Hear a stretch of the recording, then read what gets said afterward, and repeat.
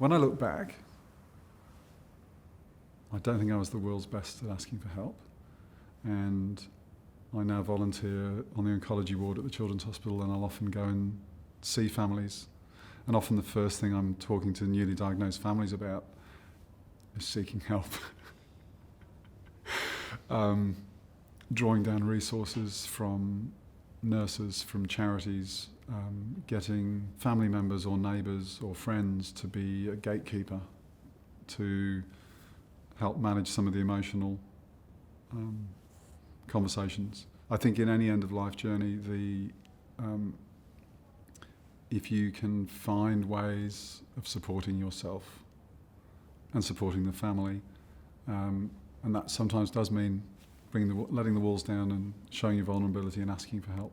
The major support for me was talking with valued family members, just talking through the day, talking through the options, talking through beautiful moments that happened. So for me, there were two things. I think I was able to talk at length with my sister, who had come over, and I also had some incredibly generous assistance where with some body therapy, where some friends would come and give a shiatsu or some massage.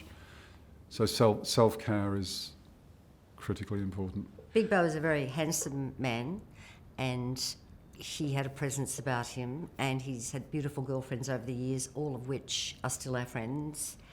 And that was the very sad part, because everyone came to visit, just surprising him. Some of Nisi just drive from Wodonga. Because he was coming to grips with the fact that he was dying, which he reached that quite quickly and took it very, very well.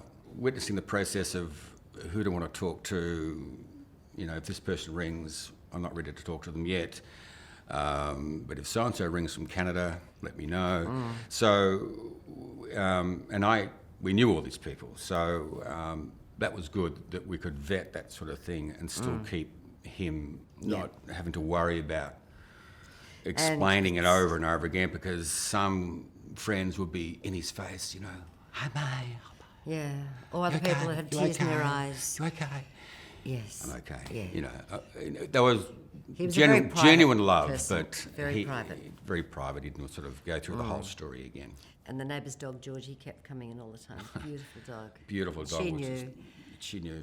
She'd come in the front gate, and we have had little Clancy, and he was always on Big Bo's bed. But the neighbour's dog kept coming in. She had a beautiful Australian sheepdog.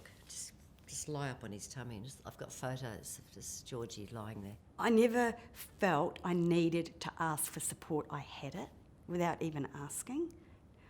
I was lucky. I know not everyone has that. His family were like my family. What was my saviour, especially for me, was when my sister arrived, and I could then just spend the time with Greg, because that was hard. That was probably the hardest, when I had to leave him. And I didn't want to, but I needed to be there for the kids. And actually, Greg used to say, when he could speak, Sarah, go. He wanted me to go home to be with the kids. That was hard. That was really hard. And there was one day in particular that I remember I didn't want to go, and I had to. And I kind of left, and then I went back and peeked around the corner to see if it was okay.